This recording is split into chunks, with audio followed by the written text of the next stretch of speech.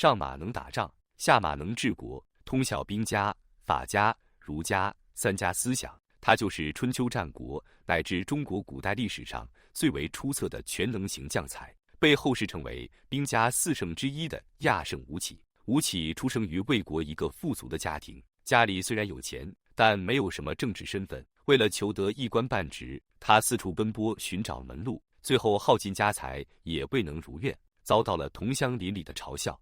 他一怒之下手刃30余人，从魏国的东门逃出。在临走前，吴起在母亲的面前立下誓言：我吴起如果做不了卿相，就绝不再回魏国。离开魏国后，吴起来到的与魏国关系比较密切的鲁国，他拜于儒家大师曾参的门下学习儒术。在求学期间，吴起的母亲病逝，回想起在母亲面前立下的誓言还未实现，他就没有按照儒家倡导的忠孝回家奔丧。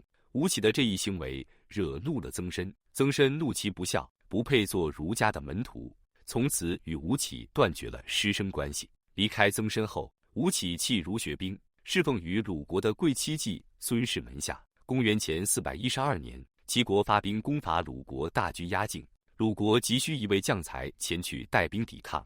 季孙氏就向鲁元公推荐任用吴起为将，可鲁元公听闻吴起的妻子是齐国人时，于是就猜忌吴起对他不放心。吴起得知后，为了表明自己忠心，他毫不犹豫地手刃了自己的妻子，用妻子的性命来换取信任，求得担任鲁国大将，并率领士兵击败了强大的齐国，立下战功，凯旋而归。后来有嫉妒吴起的人向鲁元公说坏话，主攻吴起是一个小人。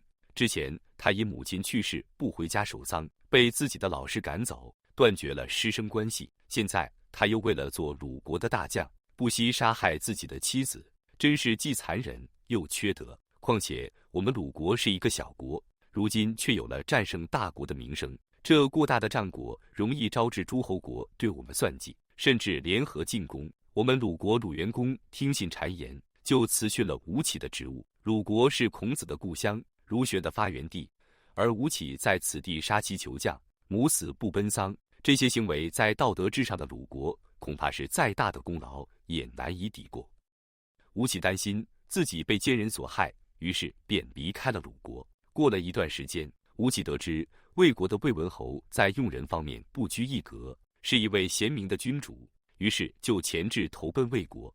魏文侯向李克询问吴起的情况，征求李克的意见。李克回答：吴起这个人贪婪又好色，可要说起用兵之道，就连齐国的名将司马良居也不能与之匹敌。见李克对吴起的军事才能如此肯定，魏文侯就任命吴起为大将，率兵攻打秦国。吴起不负所望，攻取5座城池。在魏国做大将期间，吴起与最下级的士兵共同分担疾苦，吃同样的餐食，睡一样的床，行军时不骑马不乘车，亲自挑着士兵的粮食。有一次，一个士兵患上了毒疮，吴起亲自为其吸脓血，而这位士兵的母亲得知后，却一声哀叹，低声痛哭。街坊邻里就问他：吴将军这么关怀你家的儿子，还亲自为其吸毒疮脓血，你不是应该感到欣慰吗？士兵的母亲伤心地回答：您这是不知道，以前我家孩子的父亲也是在吴将军手下当兵，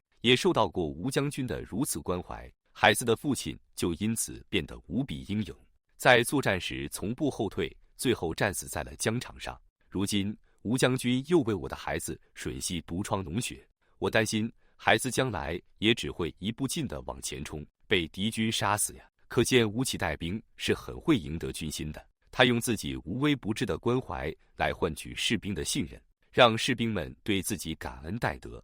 而这位士兵的母亲通过惨痛的经历，也深知吴起行为背后隐藏的真正目的。也许对于吴起来说，士兵就是士兵，他要的只是你在战场上舍生忘死，尽快取得胜利。所谓的西窗脓血，也并非是对个人的关心，只是一种强大的攻心伎俩，收买人心的手段罢了。吴起还加强军事训练，将一支魏国新军训练成所向披靡的魏氏五族，并改革魏国兵制，创立五族制。这支军队在他的领导下未尝一败，曾以5万魏军卒击败50万秦军，历经大小战役76场，64胜12平，为魏国开疆拓土500里，在魏国称霸的道路上起到了关键性的作用。魏文侯去世后，魏姬魏武侯即位。一天，吴起陪同魏武侯坐船顺黄河而下。当船行驶在中流时，魏武侯对吴起说：“正美丽且稳固的天险山河是我们魏国最宝贵的呀。”吴起听后回答：“在德不在险，国家最宝贵的在于施行德政，而不在于天险坚固。当初3苗氏部落，左有洞庭湖，右有彭蠡湖，因德义不修，被禹消灭了。夏桀的国土左边是黄河积水，右边是太华山，南有宜阙山，北有羊肠坂。因朝政不仁，被商汤驱逐了。商朝的纣王，左边是孟门山，右边是太行山，常山在其北境，黄河经过其南境。因施政不仁德，就被周武王杀了。由此可见，国家最宝贵的在于施行德政，而不在于山河天险。主公，您若不修德政，恐怕就是咱们这条船上的人也会成为您的敌人啊。”魏武侯听罢说道：“对你这话说得很有道理。我们不难看出，吴起是很懂政治的。他口中的在德不在险，这里的德在他看来更像是治理国家的手段。要想王权稳固长久，就需要德。作为一国之君，若不对百姓施以德政，就会失去对社会的统治，那么同在一条船上的百姓就会成为君主的敌人了。”魏国相位空缺，魏武侯任命了田文。吴起知道后很不高兴，他找到田文说道：“田文，国君任命你为国相，我想知道自己哪一点不如你。今天我们2个比一比功绩如何？”田文说：“可以，那就比吧。”吴起说：“统帅3军，让士兵作战勇敢，视死如归，敌国不敢再来侵犯。这方面你跟我吴起相比怎么样？”田文回答：“我不如你。”吴起又说：“整治腐败官员，颁定广大百姓，使府库出实。这方面你跟我吴起相比怎么样？”田文回答：“我不如你。”吴起又说：“镇守西河，使秦国的军队不敢向东侵犯。韩国、赵国依附听命。这方面你跟我吴起相比怎么样？”田文回答：“这些我都不如你。”吴起质问道：“这3条你都在我之下，而你的职位却在我之上，这是什么道理呢？”田文听后平静地回答：“如今君主年幼，国多疑难，大臣未能齐心归附，百姓们犹豫不安。在这种情况下，是由我出来任相合适，还是你出来任相合适呢？”吴起默默不语，沉思片刻后对田文说：“还是你出来当国相比较合适。”继田文为相的是公叔，作娶了魏国的公主，按照现在的说法，就是魏国的驸马。他很忌惮吴起，觉得吴起的本事比自己大，是一个潜在的威胁，害怕吴起将来会取代自己，于是想要把他挤兑走。公叔痤的仆人献出了一个阴恶计谋。仆人对公叔痤说：“主人吴起为人刚劲自喜，很容易就能除掉。你先去告诉国君，吴起是的杰出的人才，而国君您的国家是的小国，我恐怕吴起没有长留魏国的心思。国君您可以试着把女儿嫁给他，如果吴起没有久留之心，一定会辞谢的。做完这些，你再邀请吴起到家里去。你的妻子不也是公主吗？你就让自己的妻子当着吴起的面故意羞辱你，演绎出公主的骄纵蛮横。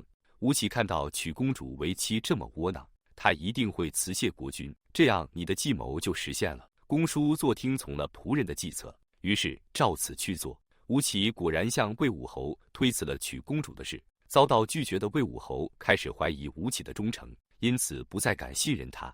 而吴起也感受到魏武侯对自己越来越不信任，恐怕招致杀身之祸，于是便找机会离开了魏国。从吴起争当国相的故事里，我们可以看出，吴起自视甚高，并不是一个谦卑的人。司马光对吴起的性格用词是刚劲自喜，即为人刚烈，且恃才自傲，沾沾自喜。在魏武侯已经任命田文为国相之后，他还要再找到田文比较一番。本就一身功绩的他，又毫无保留地展示出对国相位置的渴望，也因此在后来受到了公叔痤的忌惮，被其设计陷害。